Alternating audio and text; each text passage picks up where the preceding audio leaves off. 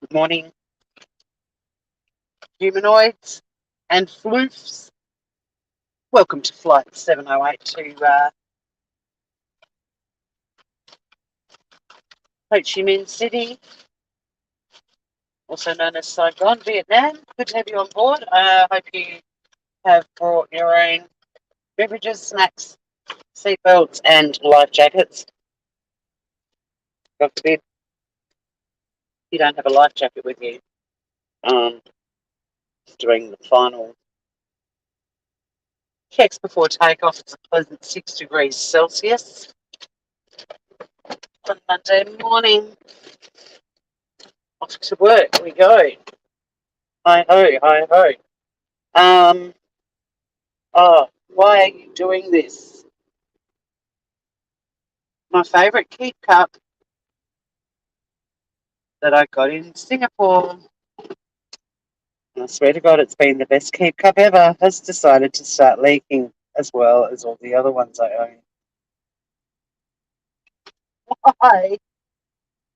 Oh, it's not like it's hanging upside down in my bag or anything. It's literally in my hand and just overflowing like a freaking waterfall. Anyway, oh, glass is filthy too. Look how light it is already. We've had winter solstice. I was live this time last week on Friday and it was pitch black still. Look at the difference in just a couple of days. Unbelievable. Doesn't mean summer's on its way. We've still got the most brutal winter weather coming, but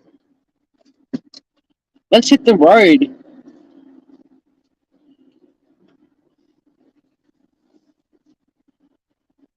Hit the road. So this live is dedicated to Sunny, who I didn't know she does this. I don't know if she does it every time I go to work, but I had to run back into the house because my pump hadn't gone off, and with all the crap that's happening under the house, like if I turn the loo off at the wall, the pump will go off. Like I don't want to be at work for a day and the pump is going on and off all day. But she was sitting at the door, at the front door, when I went into the house. I'd left to go to work. I did my little bye gorgeous, that sort of stuff.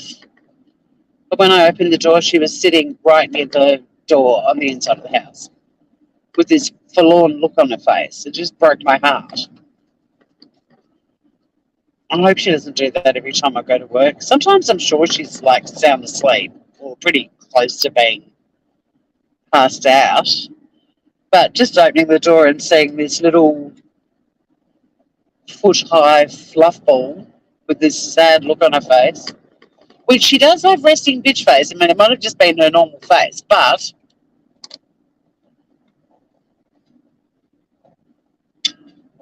it broke my heart.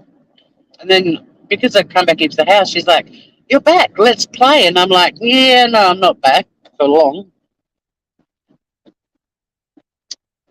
Sorry, kid, I gotta go." That I can think of.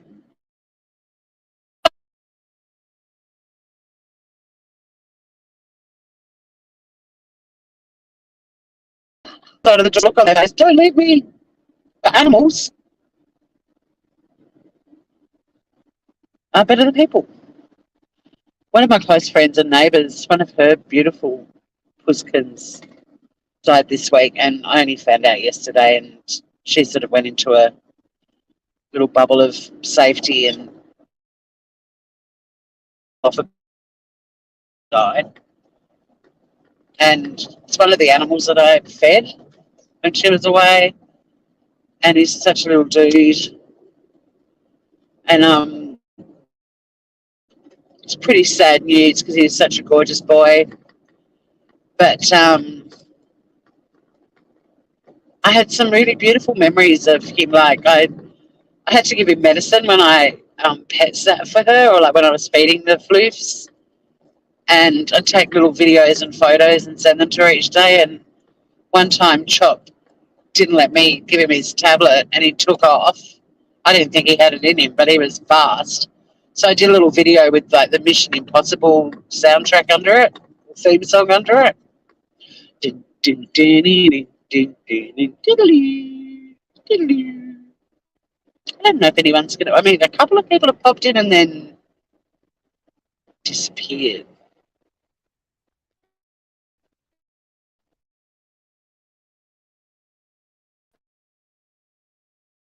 Talking to myself.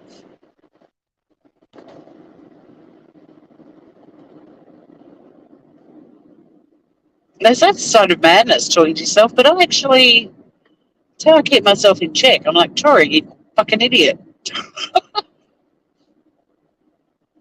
Like this morning, the keep cup was leaking. I had my bag, my basket, my coat, like all the wind. Well, of course, if this thing leaks, it's going to run down my arm, which it did. But as I'm walking out the door, because I was carrying so much shit, like a beanie and a scarf fell off the hooks near the door on one side, and the other bag hit the boogie boards that are at my front door, and I had some brown shopping bags sitting on, like brown paper shopping bags sitting on top of them, and then they just went all over the floor where all the coffee had just gone, and I was like, yeah, of course, Tori, like maybe when the thing started leaking, that's the sign to go and get a paper towel and clean it all up. But no, series of predictable, stupid moments. Well, hello, Joman. I know it was a bit late, but better late than never. But I did watch your food videos last night. Well, I watched two. I watched the cabbage roll one, and I watched the schnitzel one. I love me a schnitter. Oh yeah, in Australia we call them dirty schnitters because it's on the pub menus, and you can have like different gravies with them. But if you're going to the pub for a counter meal, as we call it, it's not uncommon to hear an Aussie going, yeah, we're off to the pub for a counter meal and we're going to have a dirty schnitter.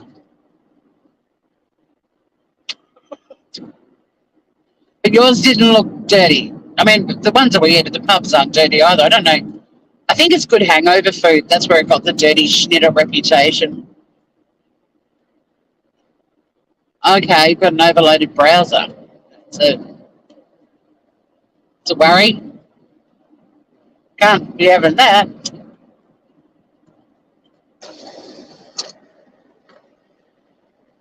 Yeah, just sort of do a live about why animals are better than people, and I hope that people come in and argue either way.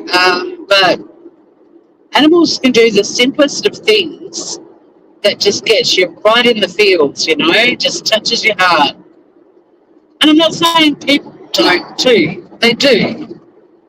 But not the simplest of things. Like if I'm watching telly and Sunny reaches out and puts her paw on my hand, that fills me with such joy, way much more joy than if a human does.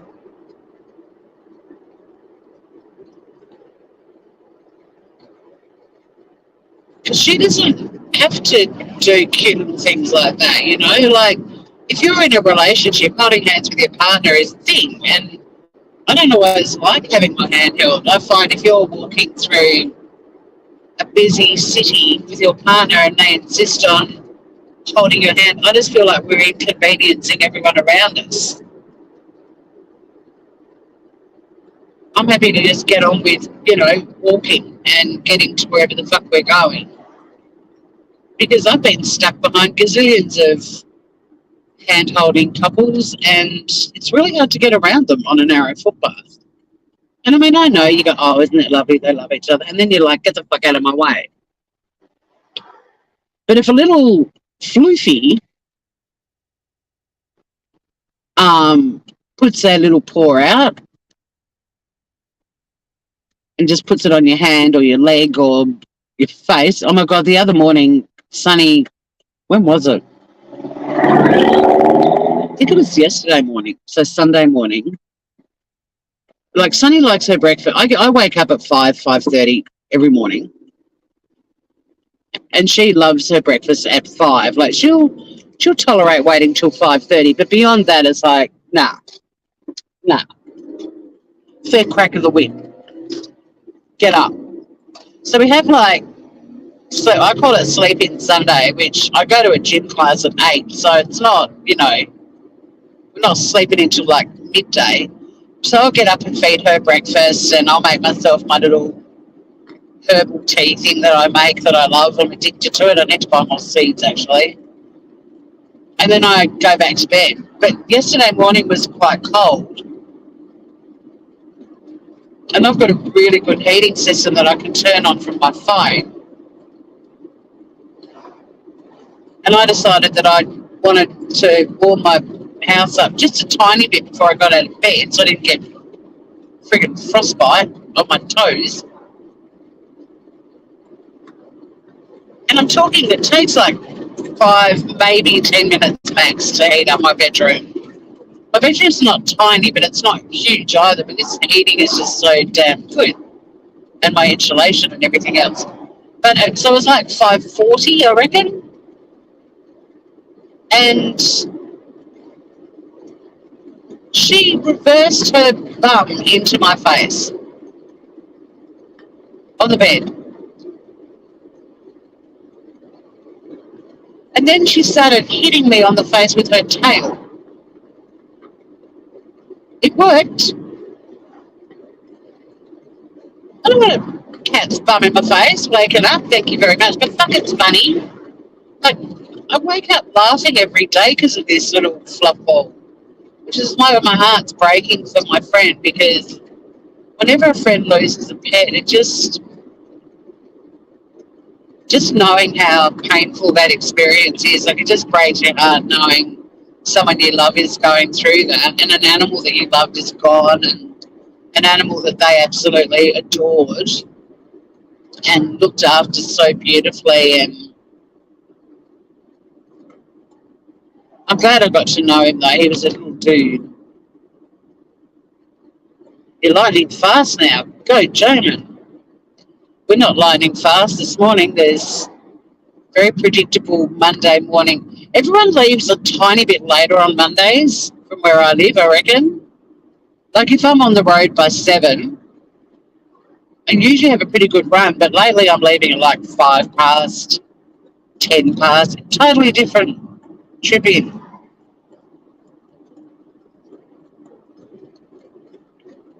But I don't mind because I get this beautiful scenery. I mean, we're driving through dairy country. We've driven past vineyards, farms. Then, of course, we've got causeways with beautiful water views. It's not a bad... I mean, I'm never sad driving to work because I get to just see amazing things. Like the pelicans there were about 9 pelicans the other morning that were all just sort of mooching around, but they ended up almost forming a perfect circle. I don't know whether it was intentional or accidental, but it was incredible.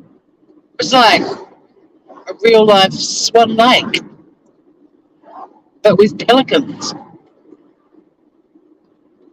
It is just another manic Monday. My Monday is manic too. We're so busy at the moment that we know what the next week of work is going to be like because we're pretty much fully booked. So most of our clients aren't getting in to see us for at least a week now. That's how flat chat it is. At one point it was pushing out to 2 weeks. But,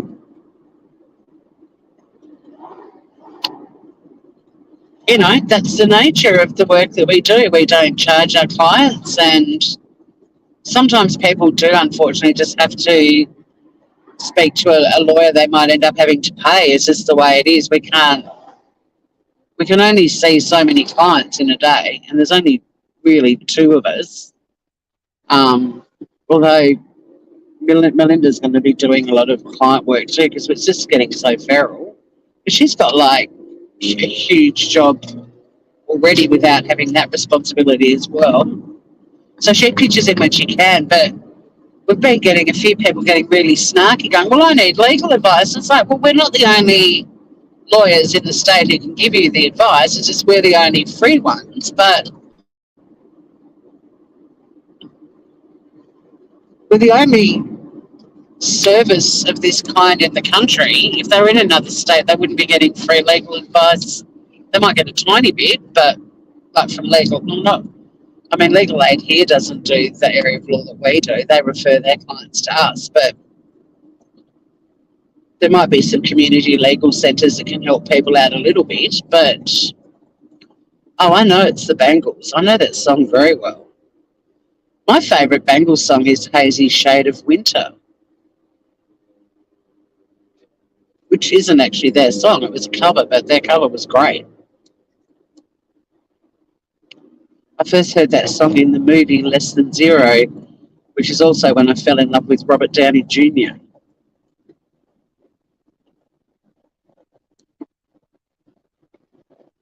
I thought at least 6 people would want to come and talk about why animals are better than people.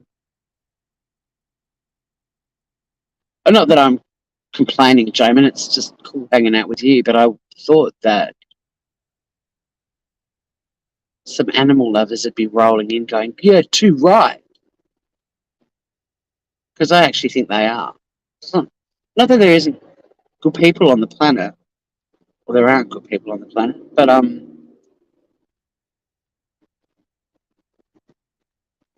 people don't make me laugh out loud on the daily. Sunny does. People don't melt my heart on the daily. Sunny does. And I love meeting animals too, like when my friends, when the first time I go to their house and I get to meet their floofs, all the little characters.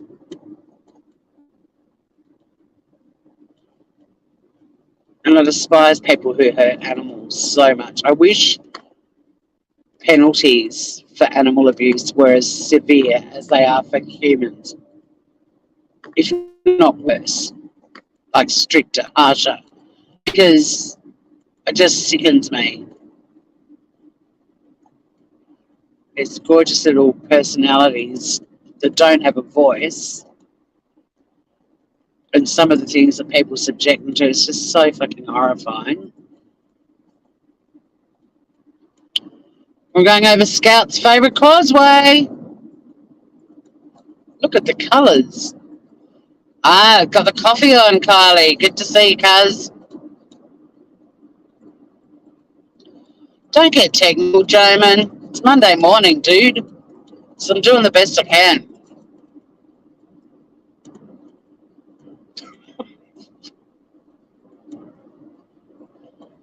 Yes, we are animals too, but it's animals are better than people.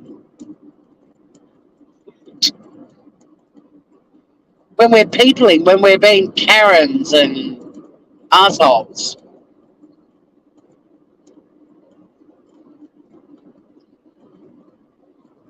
Like even on the animal thing, oh, now, see, look at you getting all deep. This is meant to be lighthearted and fun before I have a heavy day at work, all right? Um, like it's not a declared speed limit on this island, but at dusk and dawn, people are encouraged to slow down because we've got so much wildlife. And one thing a lot of people, when they come to Tassie, comment on is how much roadkill there is. And it's horrifying. Like, there was one night I was driving home last week and there was so much roadkill on the highway. It was just heartbreaking. It's like one after the other, these gorgeous, little wallabies and possums. And so, yeah, although it's not like required by law to slow down, it is a guideline just because there's a lot of animal activity on the roads. But lately, I seem to constantly, including right now actually, have people that tailgate and they want you to do whatever the speed limit is. So, like, driving into where I live, it's 80. Then once you actually get into the little town where I live, it's 50. But I try to slow down a bit because if an animal runs out in front of you, the rule of thumb is that you're apparently just meant to keep driving through it, basically. It's horrible.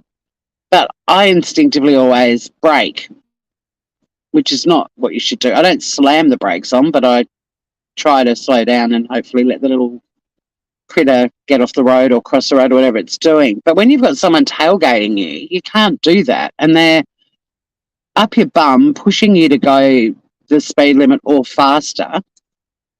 And it really stresses me out because there's very few opportunities along that road when someone's that close to you to pull over safely.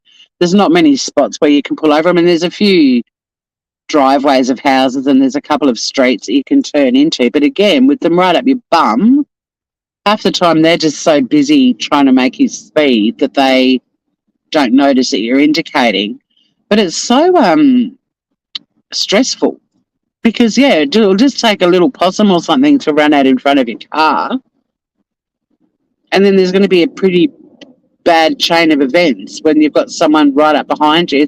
And I just wish there's so many messages on the community page about slowing down and you nearly home people. Like, why do you need to be so friggin' aggressive on the road and so far up other cars' bums? Like, if you can't see the tyres on the car in front of you, you're too close. That's what we were taught.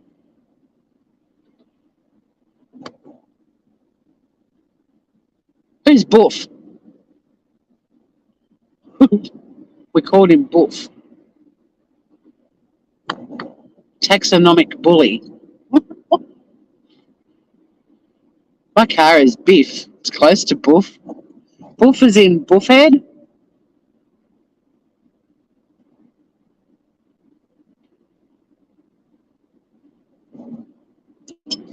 I'll be able to read chat once we're in the car park if you guys are still with me, but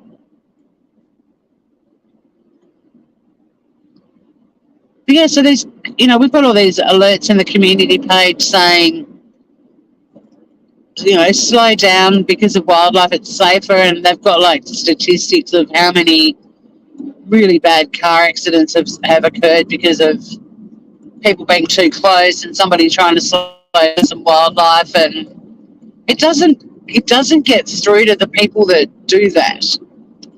Like, you look at the comment section and it's people sharing recent experiences, and I mean, I nearly put a comment on there the other day on one of the threads just saying getting home should not be stressful. Like, you've had a full-on day at work, you're heading home to, a warm, cozy house, hopefully. You're going to see your family and your animals, have some yummy food. Like, you should be looking forward to getting home, and I always am, but you shouldn't have this stressful friggin' experience because people are just so aggressive on the road. And we've got a lot of roads that have like a slow turnout lane, and I've just started using them so much more because I'd rather let all of those, well, I've been doing it for years. I pull over a lot too when I've got someone right at my bum. Like, I would rather them go ahead of me and be somebody else's problem than have me constantly looking in my rearview mirror and stressing about how close they are. And animals, other than human animals, don't drive cars. They're better than people.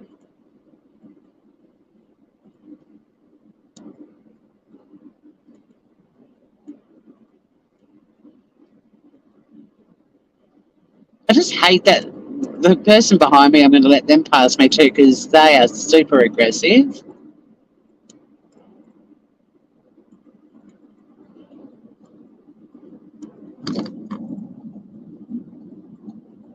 Even just a little tap on the brakes a while back didn't make them back off.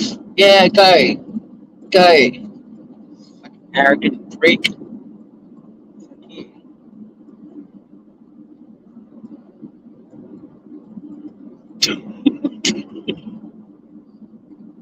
They even started overtaking me before the overtaking lane started. That's how lovely they were. Stray dog. Beautiful. We adopted or rescued a stray dog in Vietnam when we lived there. My neighbour named him, and bless her, She chose a Western name, Patrick, but she didn't know how to pronounce it, so she called him Patrick. So that was his name, Patrick. He was gorgeous, but unfortunately in Vietnam, dogs, stray dogs, they get.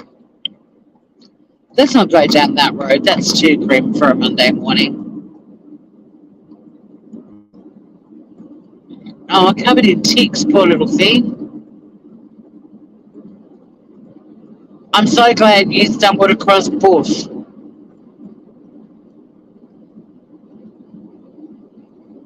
It's so rewarding, like rescuing animals and giving them food and warmth and comfort and love, and just seeing how grateful they are. Like every rescue animal I've had, and my sister as well, we always comment on how different they are to animals that have been bred.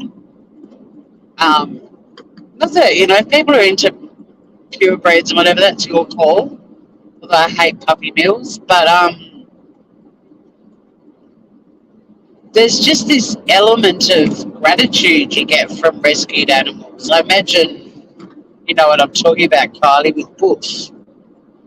Not that you expect it, but it's beautiful to witness gratitude because humans, again, like I don't think we're good at um, being grateful for what we've got. Our sort of go-to is to complain about things rather than, not all of us. I try to always be really optimistic, sometimes to a fault, but I think just the sort of pure emotions that are very apparent in animals are so um,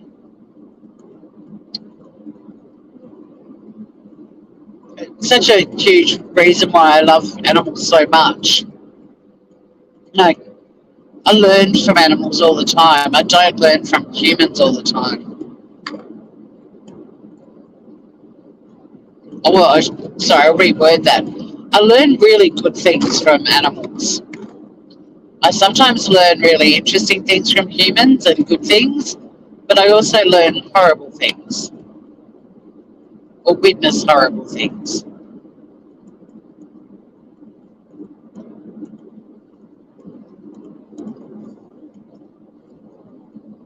But the way they just look at you with such love, oh, and the look on Sunny's face when I went back into the house after she thought I'd left, and there she was sitting at the door, which just broke my heart. I'm like, do you do this every day, or were you at the door because you heard me coming back up the driveway? I don't know. But now I'm sad thinking that that's her routine. When I go to work, that she sits at the door waiting for me to come home. That's hopefully it was a one-off.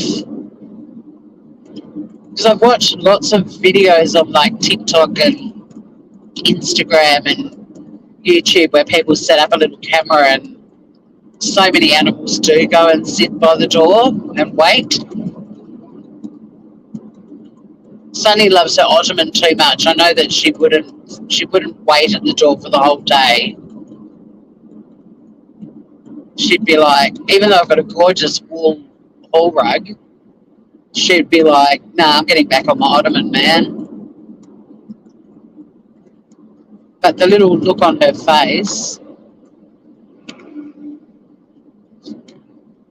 got me right in the feels, made me all teary. And then knowing my beautiful neighbour won't have one of her floofs giving her that sad face when she goes to work, that made me sad too. She's still got her little female floof, but they leave such a gap in your life when they go. Huge holes left in your life.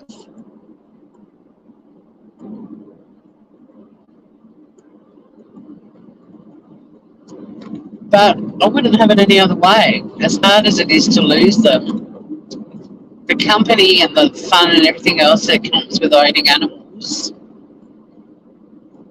it's it's worth it.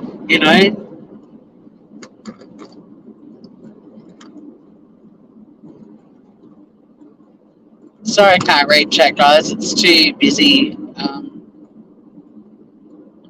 for those sorts of shenanigans at the moment, but we'll be in town soon. There'll be traffic lights and stuff.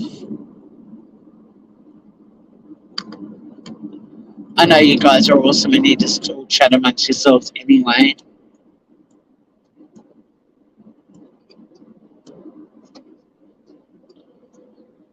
Ooh, I was getting all teary just then. The floofs copped me in the fields.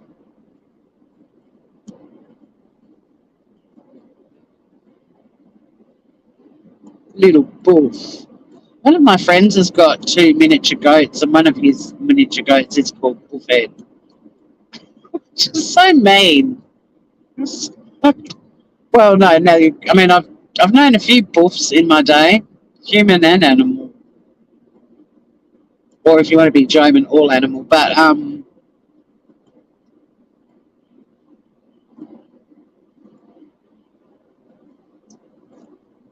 poor little buff head. I only say that because the other goat has like a cute name, Buddy. Buddy and Buffhead.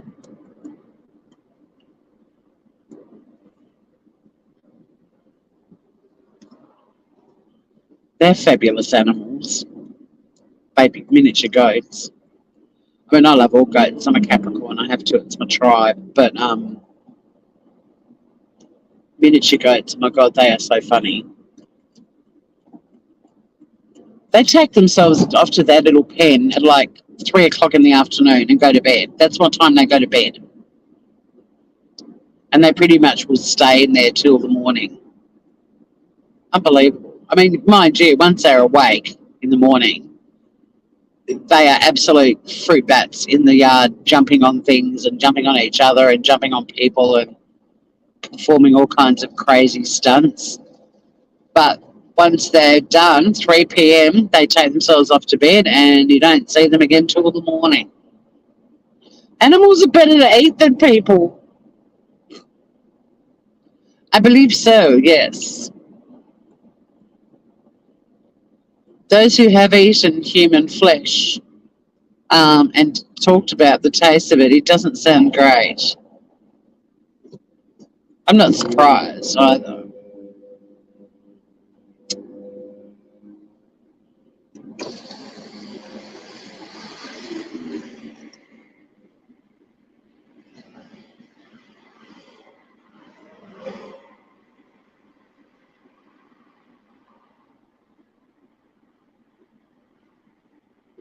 Stop it, Jaimin.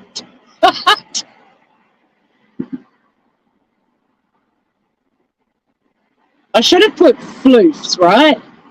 But then that would have excluded like scaly things. I personally have no desire and never will have any desire to own any reptilian critters,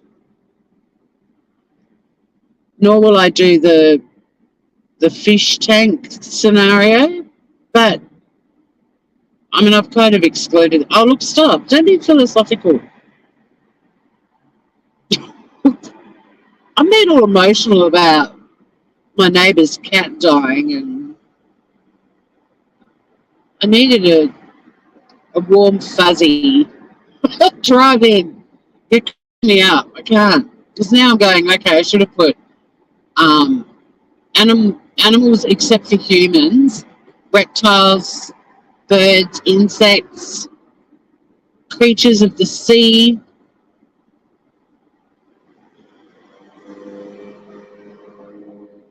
are better than people.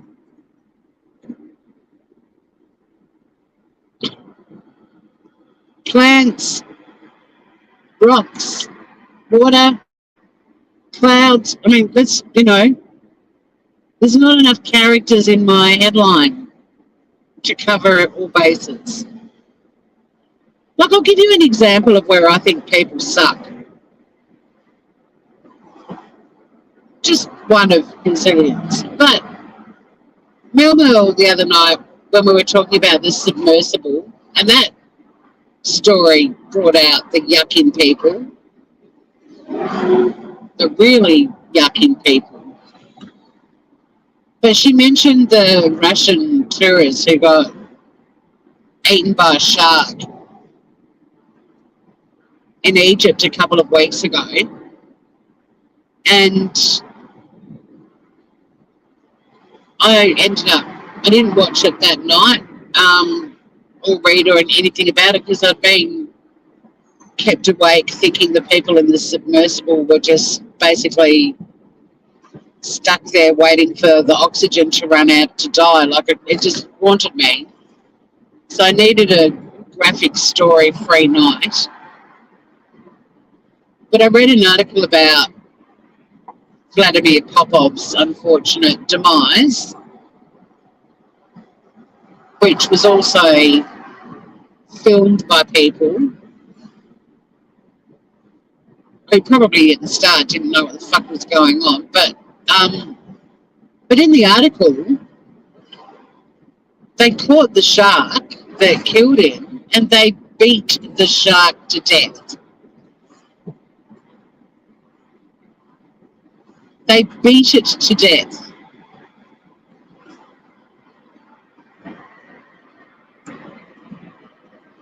They didn't take it out, with one single. And don't get me wrong, I'm really anti-culling sharks that kill because they're just being a shark.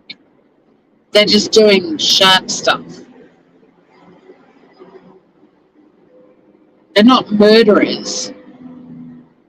They're just surviving, and there's something in the ocean that looks like something they might be able to eat, and they have a crack at it, You go in the ocean, you take that risk that a shark might decide your dinner. But they're not like evil murderers who intend to kill people. They're just doing shark shit. So that's another topic entirely. But they catch the shark, and rather than, if they want to kill it, and unfortunately lots of countries do kill sharks who eat people or attack people,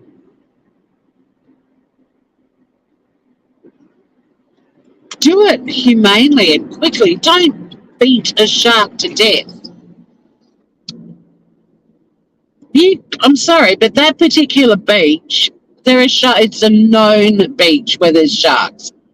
He is not the first person to be eaten by a shark there. And I'm sorry, but if you knowingly, I'm not victim blaming, but if people knowingly go into water that is already known to have sharks frolicking in it, a shark attack is quite predictable.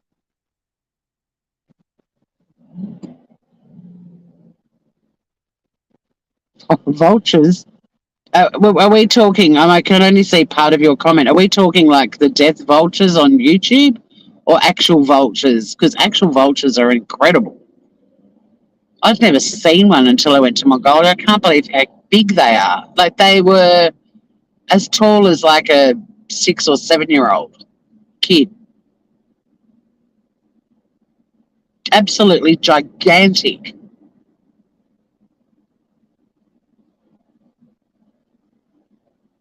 And yes, they are better than people,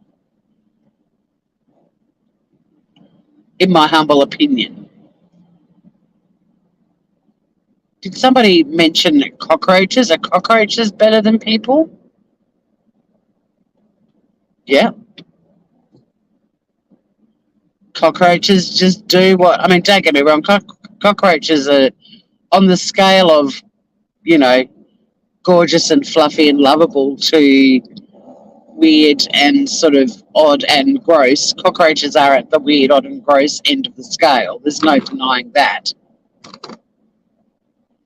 But the fact that they would survive a bloody nuclear explosion and we won't, that makes them better than us. That fact alone. Plus, I listened to an interview years ago of a guy that was held captive somewhere for quite a long time. And ultimately was released and told his story. It was something like 12 years, and it was brutal what he was put through by people. And the interviewer, like, it was a very bleak story, but the interviewer sort of said to him, have you got any, like, memories, though, that were positive in the, I think it was like 12 years or something insane. And, I mean, it was a pretty risky question to ask someone who was held captive for, like, over a decade and pretty much tortured the whole time. He made friends with a cockroach. A cockroach came into his little cell one day and became his little buddy. But and he had a little matchbox that he pulled one of the sides of the matchbox down and the cockroach would sleep in it. But one day he woke up and the cockroach was gone. So it had a sad ending. But he had a friend in a cockroach. And then another friend of mine, Natasha, when she lived in Sydney, she swears there's a shitload of cockroaches in Sydney. She swears that when she used to get on her couch and watch the news on the ABC, there was a cockroach in her apartment that would come and sit on the cockroach next to her, on the couch, sorry, next to her and watch the news with her. Now, I don't know how credible that story, I mean, it's her story. She's told it many times.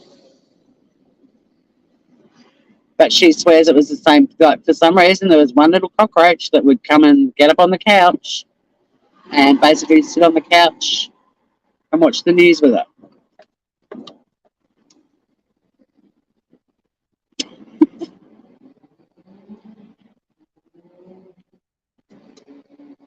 Plus, come on, I mean, the song, La Cucaracha, La Cucaracha, you know, it's an upbeat, perky little number, right?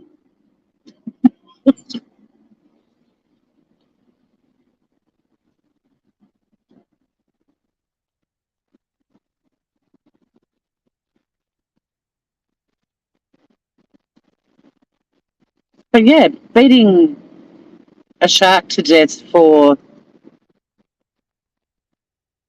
doing what sharks do seemed a bit brutal.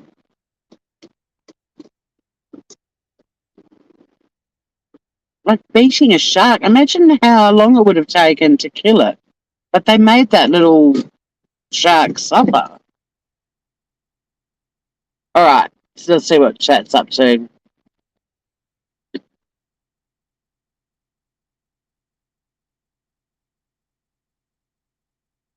The vet said he was close to death. He's all good now. Yay. He sleeps at the end of our bed. Awesome with the kids. I love him. He sounds beautiful. Oh, he's a mixed sort of lab. Oh.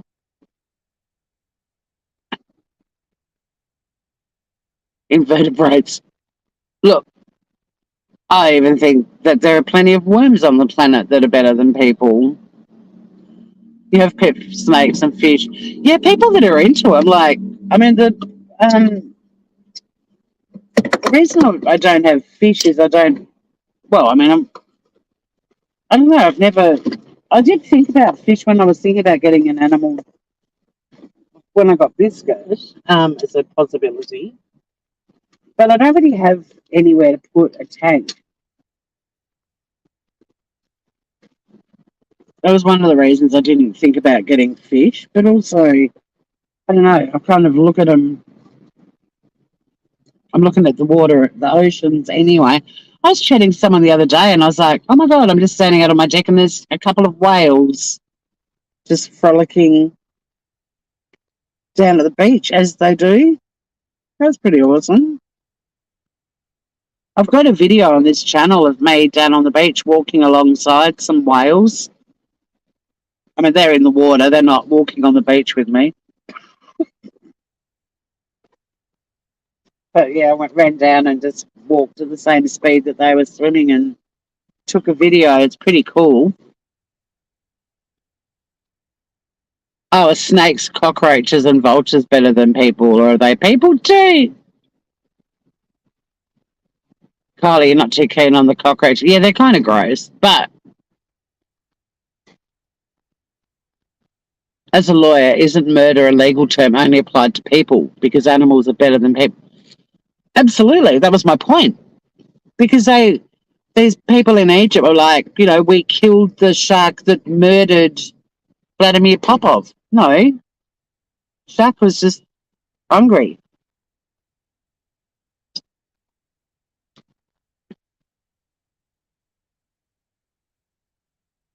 Oprah had cockroach friends when she was a kid.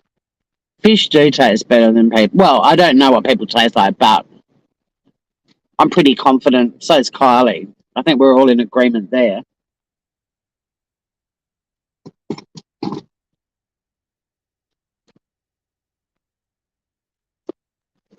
I think, to be honest, there's a million things that people would consider gross to eat that would still taste better than people without going down that road too much. Let's put on some makeup.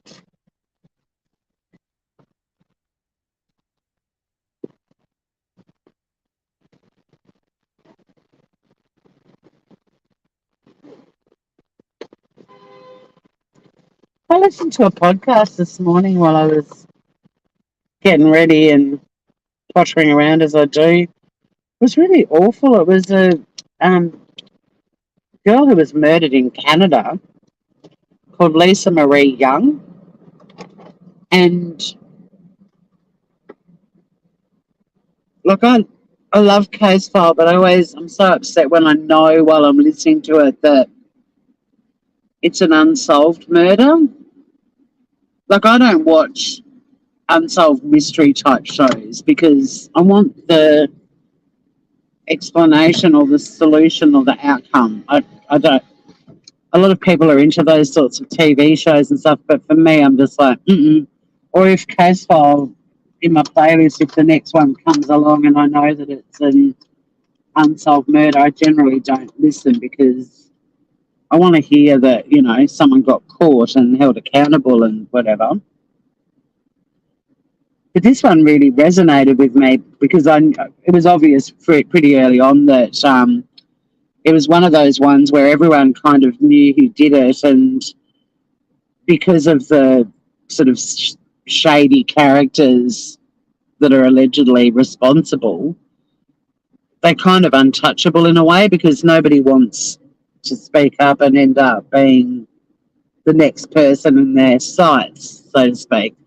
But while I was listening to it, I was thinking, God, this is just reminding me there's a girl that was, well, it's pretty much presumed she was murdered. She was pregnant and her name's Helen Munnings, and she disappeared up on the northwest. She lived in a little town up that way, a city actually. I think it's big enough to have its own council. And it's another story where everyone kind of knows, like, the last person she was seen with did it, but they've never found enough evidence to charge him. And that, I mean, all crime cases are horrifying, but ones where everyone knows who did it, but no one will speak up about it for fear of their own lives, and you're all kind of coexisting in this little town with those people. It must be horrible. It must be absolutely horrible. The justice system is far from perfect, but that's where it really can let people down. There's another murder in Tasmania, which I've talked about a little bit, called, the girl was called Victoria Cafaso. She was an Italian who came here on holiday and was subjected to a very brutal attack. And that one, I think 60 Minutes, it's still an open investigation. And we're talking over 20 years ago. But I recently saw, I think 60 Minutes did an expose on this doctor who was living in Beaumaris in Tasmania at the time. And honestly, like, the stuff that came out in this story, I've followed her case for years. And I'd always been told that it was a local, but like a local who was held in high regard, and that's why people weren't coming forward. It wasn't like out of fear or anything. But it turns out this person wasn't like held in high regard at all. And it sounds like, to me, there would be enough evidence to at least keep delving into this person. He was really shifty. But that sort of bugs me too, like when there's enough information that, it looks like they are the only person that could have committed the crime, but there's still not enough to actually charge them. But I really need to do her story because this latest expose of this doctor who came here to work, and just like his track record before he came to Tasmania and after he left Tasmania too.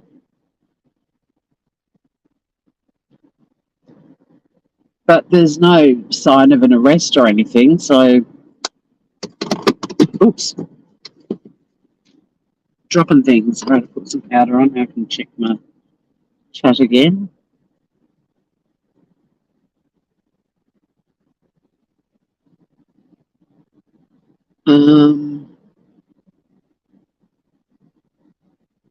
Yes, that's where I was heading, Jamin. Thank you for putting into words what I was thinking. I was going to do a moral question and say, would you rather eat human flesh or human poo? And then I was like, no, I don't want to go there. And now I have. Yeah, no, I think people are different. I really do. I think, obviously, like with social media, it's given people a platform to be angry and anonymous. And we've definitely seen that sort of massive shift in how people speak to each other and so on. And I mean, that's conflicting in itself, but that's been going on for a long time. And there's still been people, good people floating around out there too. But I think now, especially with the way the world is like, the economies of so many different countries that are just screwed. I think when you throw financial hardship into the situation as well, and people are under that sort of pressure, and it's like terrifying, people choosing or having to make choices over things like getting life-saving medicine or feeding their children, and that's just awful. So I think, we're seeing it at work with a lot of our clients that the financial stress is just adding to what's already an incredibly stressful experience for most people. But the thing is, we're super tolerant and understanding in that regard, but when people then start lashing out at other people, that's where it gets really conflicting because, we want to be really empathetic and understanding with our clients, but we shouldn't be subjected to abuse every day at work. And that's what it is, But so, it's also true that all the stuff that we see online with the way people... I've had comments left on under YouTube videos and things that I've done that are straight out verbal abuse, no doubt about it. But I just sort of have to go, look, you're a stranger and you've expressed your opinion and you're not very nice the way you express your opinion, but it's my call whether I let it bug me or not. But when, like, in my job, we're trying to help people and they lash out at us, and my approach is, can you just pause for a minute and think about how you're speaking to me? Because I'm actually listening to you and your story and trying to put together as much helpful advice as I can. In fact, at the moment, I'm probably your only ally. Can you rethink how you're talking to me? Because I want to help you, but I also don't want to be spoken to like that. And that's kind of the stance we take. We've had some clients, unfortunately, that have just been straight up abusive, that our principal solicitor has just said, no, people like that, we just have to tell them that their time with the service and our support is over. They need to get their own lawyer, because some people have actually been unbelievably abusive. especially to like one of the junior lawyers who resigned not that long ago and also a volunteer. They've really copped it. So far, every client I've asked them to think about how they're speaking to me has actually taken a deep breath and behaved themselves. But it's very difficult because, yeah, we come from a place of empathy and we've got the knowledge and access to so many resources and services and things that can help people. But you just wouldn't. I was talking to my sister about it because she's in a similar sort of legal role. She's in a free legal advice situation as well, and we've both noticed, and even the girls at work, like it has definitely increased significantly. And I thought that it was really only people that are giving, because we already, before people started getting super nasty, we already copped abuse because we provide free legal advice. Oh, are you real lawyers? You know, because you're giving them advice they don't want to hear, they then have to turn it on to you and imply that you're not a real lawyer because you're providing free legal advice. It's fucked up. But anyway, so we used to cop a lot of comments like that. And I was saying to my sister, you know, like a lawyer's in private practice copping this sort of abuse because she's copping it too. And not so much her, but a lot of her co-workers in an area that's similar to what I do. My sister's more of a mediator, so she's, you know, often in a neutral position, so she's not usually targeted for abuse. But, you know, so maybe private lawyers, because people are paying, they're spoken to, you know, more politely and people are less abusive. And my sister was saying, no, they're getting so much feedback from the solicitors they engage on a lot of their matters, but even the people that are paying lawyers are abusive. And this has to filter across the community. Like, there are signs in so many shops saying, you know, we don't deserve a serve. And when you call people now and you're in the queue, there's a thing at the start saying, when we get to your call, we will speak to you with respect and courtesy, and we expect the same from you. Like, this is all new shit. This stuff wasn't around pre that pandemic thing. Like, for shops to actually have to put signs up asking people to be nice to the staff, and, you know, for recorded messages to request that you're courteous and polite as well, because they will be to you, and that's all new. So I do think they're getting worse. To sum that up, that long explanation. And how sad is that what we were raised with, which were simply described as good manners, now people are actually having to be reminded to just be polite and have good manners. Like, we were expected to have good manners. It wasn't a negotiable thing. Like, you had good manners, full stop. You respected your elders. The younger generation, I heard a kid the other day saying, I don't have to, respect is earned. I don't have to respect older people. They have to prove to me that they deserve my respect. It's like, fuck, it's so different to how we were raised. And I'm glad that I was raised respecting my elders, because I've learned so much from older people. But this younger generation are isolating those sorts of connections because of their attitude, and they're going to miss out on having all that knowledge passed down to them. And, you know, if I had my time over, I've said this so many times on my channel, if I had my time over again, the only thing I would change is I would have paid way more attention to all of the advice my grandparents and parents gave me at parts of my life where I was pretty dismissive, because I know I did learn some amazing things from them, but I also know they taught me a lot more stuff that I didn't just take it on because I was a dumb fuck, you know.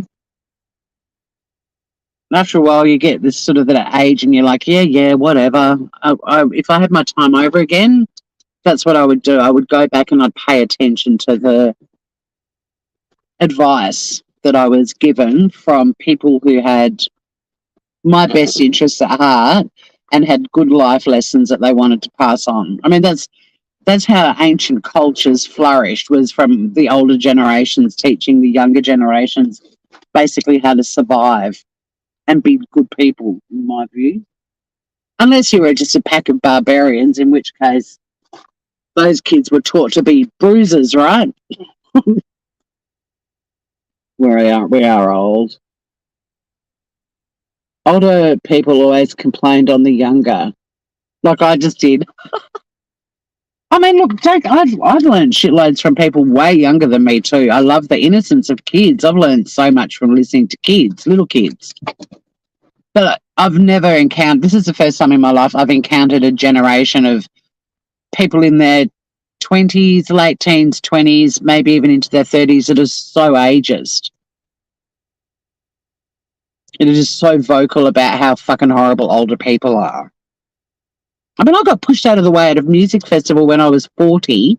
Get out of the way, grandma. What the fuck are you even doing at this festival?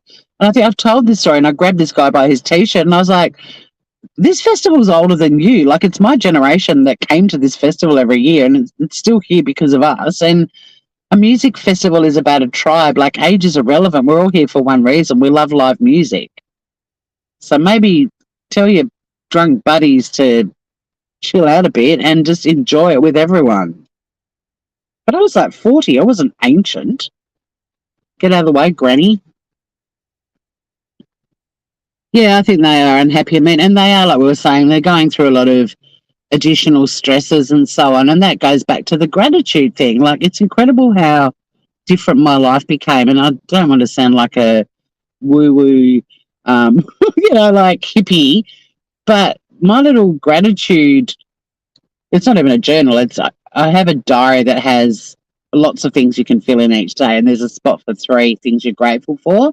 And I don't do it every day, but when I do it, and then if I'm having a moment, I look back and I find a page where I did write 3 things I'm grateful for, and it always fixes me straight away. Like, it's like a kick up the bum.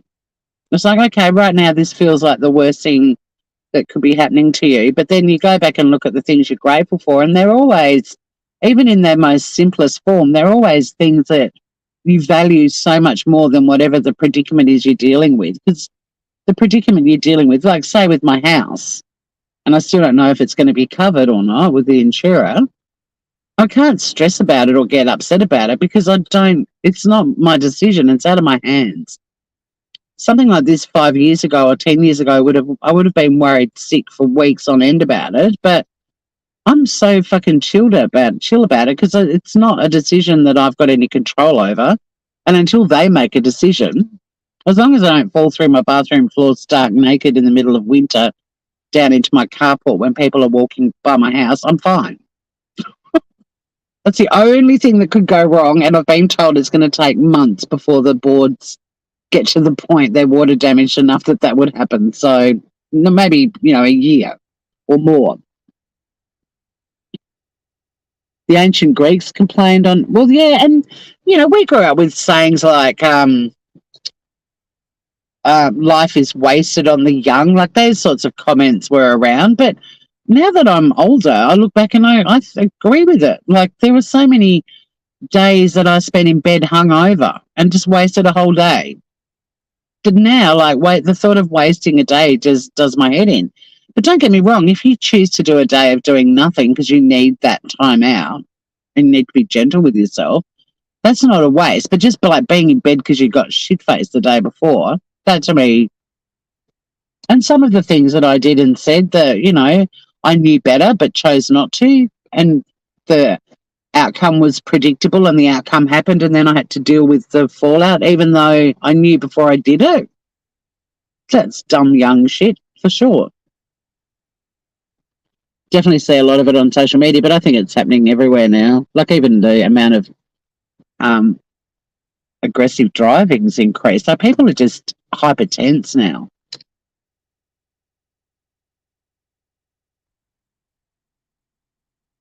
Yeah, true. Although Sunny has got an Instagram page, Joman, but being upset, angry, hateful, give a much higher dopamine kick than being kind, good or friendly. News and social media know this, and that's why we see misery all the time in the news. Yeah, well, I don't watch the news. Social media makes people literally drug addicts. I agree. I mean, God, how many people on YouTube are just so addicted? Not just creators either, like people in chats and stuff. But they'd rather sit in a live that goes for 8 hours covering exactly the same topic that happened the day before, and it's usually ripping a YouTuber to shreds, than spend those 8 hours volunteering. Or catching up with a friend in person, or calling a friend who lives far, far away. You know, like they're opting to listen to somebody else whinging about a stranger on the internet day in, day out, the same stranger being ripped to shreds by numerous channels. I'm going with Bullhorn Betty for this example. She seems to be the most prolifically targeted at the moment. And then, you know, the 8 hour live will be ending and they'll be like, oh, and if you want to go somewhere else, so-and-so's about to go live. And then that person is also ripping the same person to shreds. And people are choosing to spend a huge chunk of their lifetime sitting in chats like that rather than connecting with the people that they love. It's, or, you know, spending time with their family or their animals or, I don't know, cleaning the house. Just doing things that make you feel better. It's a very strange thing. And yeah, I mean, social media addiction, there's already so many studies on it. Like, it's a thing, and that's a bad thing. It's a really bad thing. You know, there's a lot of depression in younger people because of it, and older people. And I know when I've had too much social media, like I just go, I've got to get out and get some fresh air and go and plant something in my garden or go into the kitchen and bake something yummy. And like I can feel it making me start to feel sad. Like I don't like chatting with a friend of mine for an hour on Messenger when they literally live half an hour away and I could drive to their house, have a cup of tea with them and drive home. But instead there's just little messages going back with that stuff just depresses me too. Yeah, there's not a lot of happy, peaceful people walking around the world. I agree with you, Kylie. That's a really good description. And it's sad, isn't it?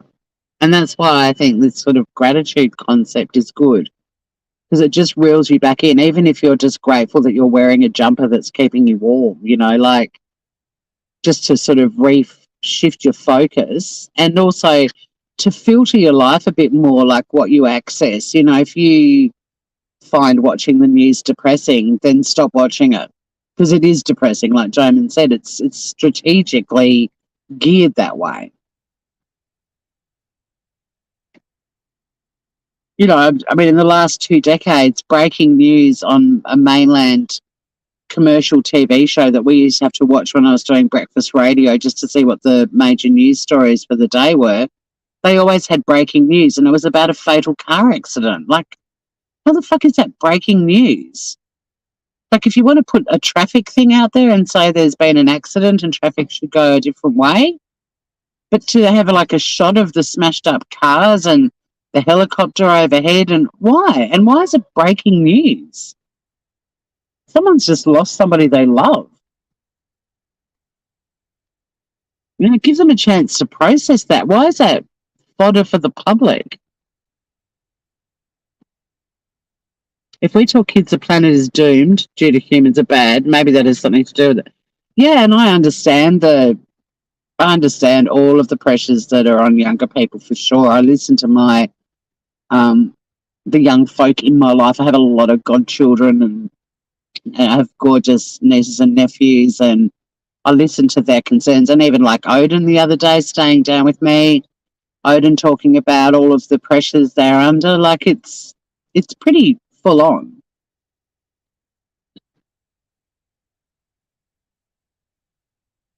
You do have to respect yourself. We were all dumb fucks when we were young. Kids teach me nothing. A kid tried to inform me how bad nuclear fusion power plants were. Yeah, that's a different thing. I mean, I'm talking about like little kids and just their innocence and finding joy and delight in something like seeing a butterfly for the first time. I'm not saying there aren't younger people on the planet who can't educate me about stuff, because I believe that there are, but the ones that are sort of super opinionated and very rigid in their viewpoints and possibly wrong and aren't open to listening to other people, you don't learn from them. No, you just learn that they're shitheads. But I'm talking more about just simple things that you learn, like the same with the things you learn from animals. And just, I think for me, being around younger people that are experiencing joy in very, very simple things is a reminder that we are surrounded by beautiful things, and it is the little simple things that can give you so much pleasure. And if you're feeling really down, just, taking time to smell the roses, so to speak, rather than putting the news on and piling more depressing shit onto your brain.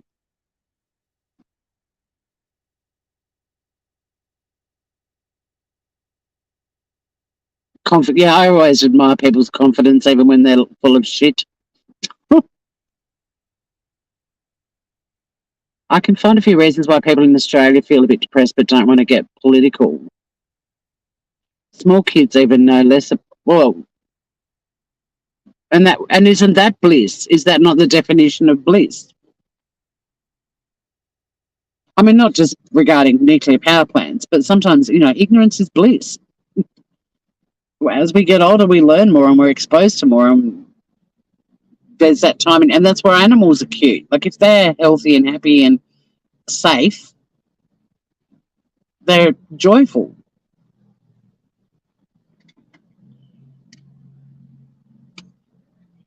The real conflict I have with the younger generation is that they've got all these new viewpoints and rules and commentary on social issues and so on that they want everyone to be mindful of. And then when you ask them to explain their stance and what they're talking about, they respond with, "It's not my job to teach you about this." And I'm like, well, that's just defeatist and shutting down discussion.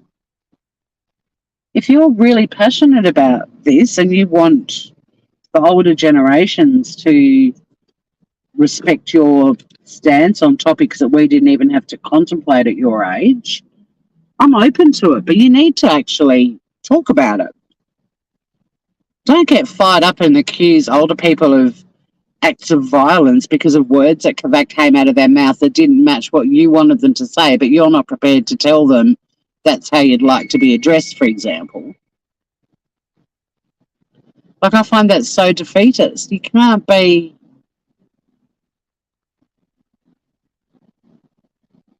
Sorry, I'm just doing my lips, and this new lippy I've got from my boss is like paint. You have to keep your mouth still while it dries, and I wasn't. But yeah, if something is really important to you and you're offended if people around you aren't addressing you, so I'll use that as the example, addressing you a certain way, and then they don't know that you like to be addressed a certain way and they address you differently, and your response is you've just committed an act of violence, that's bullshit. That's like sabotage.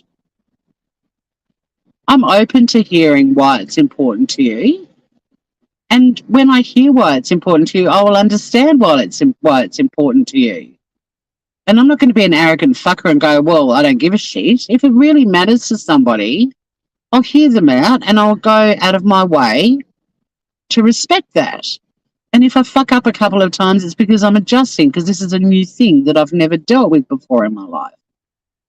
But to say it's not my job to teach you this shit, that's bullshit. Or explain it, that's crap. If it matters to you that much, then tell me about it, and so I can understand and then not upset you. But I'm not a friggin' mind reader, and there's words and terminology that are new to my vocabulary at age 56 that I've never had to use before in my life. And if it matters to you that much, if it upsets you, if people don't respect your position, then explain it to them. Don't tell them to, you go off and educate yourself on it. No, I don't need to go off because it doesn't matter to me. But because it matters to you, tell me why it matters and I'll get on with saying the right thing, addressing you the right way. It'll take you 2 minutes. I'm not spending the next 6 months of my life on fucking Google trying to work out your position on something because I'm still going to get it wrong because I'm dealing with concepts I've never dealt with before. Just let me know. And from now on, I'll do my best. And if I fuck up a couple of times, give me some room to adjust. If I still am addressing you the wrong way a year from now, then fine, be fucked off. But seriously.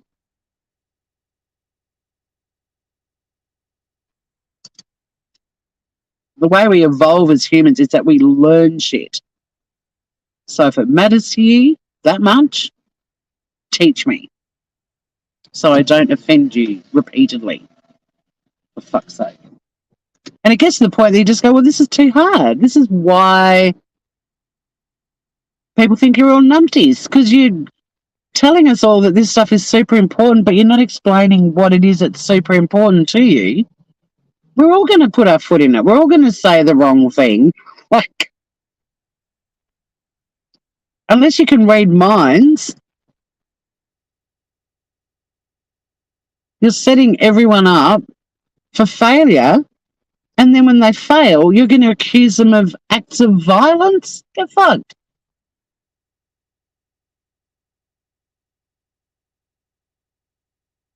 Just let me know. Give me a chance to show you I'm a decent person and I respect you. It's like when you start seeing somebody who's, oh shit, fuck, I've got to go to work. I'm chatting, I've vented, man. But it's like when you start a relationship with someone and they automatically react and speak to you in a certain way because of how a previous partner acted and behaved. But they don't find out how you handle situations. They just automatically expect you to be like their ex. I've had a couple of relationships like that at the start, and it's really pissed me off because it's like, can you just let me show you how I handle this stuff first? And sure, if I'm a dickhead or whatever, then we can chat about it. But don't automatically expect me to react the way your ex did, because we're all different people. And we all bring our own life experiences into relationships. And what did your ex's head in is something I may never even give a flying fuck about. But rather than just automatically thinking I'm going to be like your annoying ex, let me show you I'm different, you know? Anyway, I got to go. I got a job to do. That was quite the vent. Thanks, Groovers, for hanging out with me, and all of those silent witnesses, thanks for hanging out too. We are a friendly community, so do feel free to chat. You'll find it very open and friendly and supportive here. But have a great Monday, everyone, for those of you who are heading into work or just waking up on a Monday. Those of you who are still having a weekend, you lucky buggers, I envy you. And I'll see you all again very soon, Groovers.